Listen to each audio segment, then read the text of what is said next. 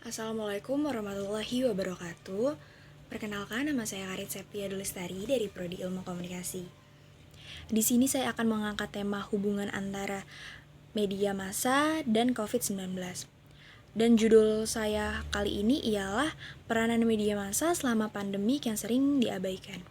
Menurut Helfried Schangera, media ialah alat atau sarana yang digunakan untuk menyampaikan pesan dari komunikator kepada khalayak.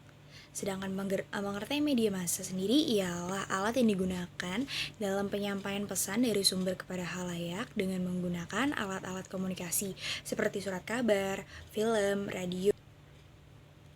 COVID-19 yang sudah berlangsung sejak tahun 2019 banyak sekali memakan korban berjatuhan, baik yang bisa disembuhkan maupun yang pada akhirnya meninggal dunia.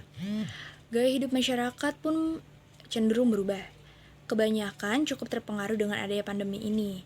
Mereka yang terbiasa cukup abai masalah kebersihan dan kesehatan mendadak menjadi lebih rajin mencuci tangan.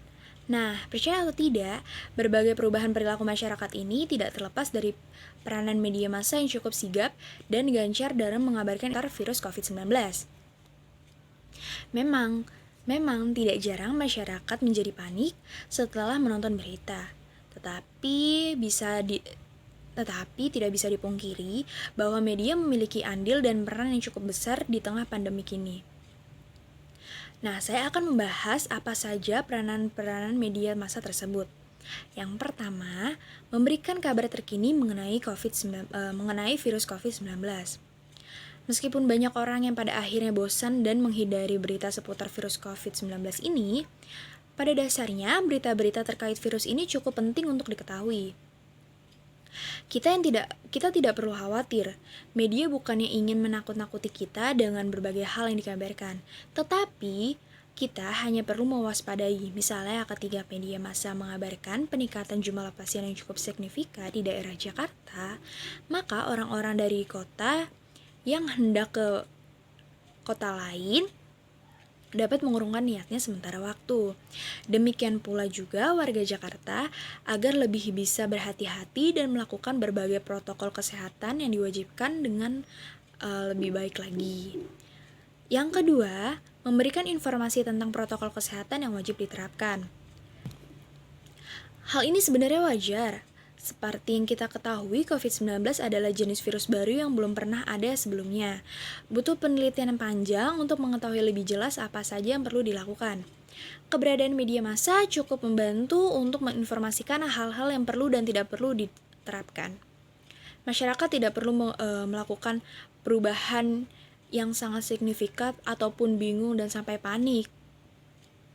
Karena kita hanya perlu menunggu kabar terbaru serta menunggu konfirmasi dari pihak-pihak terkait apakah berita yang diinformasikan benar atau tidak. Dan jika kita panik, kita akan menjadi takut dan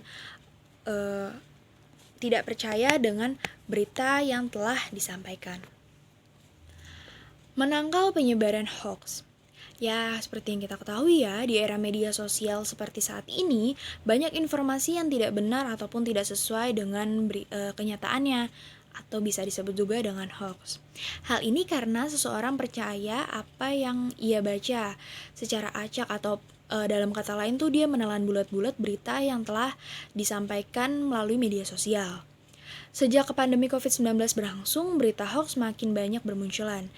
Hal ini cukup mempengaruhi pola pikir masyarakat yang menerimanya secara mentah-mentah. Nah, di sini fungsi media massa diharapkan menjadi penengah dan penyangga berita-berita palsu tersebut serta berperan untuk mengabarkan situasi yang sebenarnya. Tentunya akan ada pihak-pihak yang menganggap apa yang dikabarkan media massa lah yang tidak benar. Tapi setidaknya tidak semua orang berpendapat seperti itu. Selain itu juga, tetap diperlukan kebijakan dalam membaca ataupun mendengar berita termasuk dari media massa untuk mendapatkan informasi yang sesungguhnya. Sekian video dari saya, kurang lebihnya mohon maaf. Wassalamualaikum warahmatullahi wabarakatuh.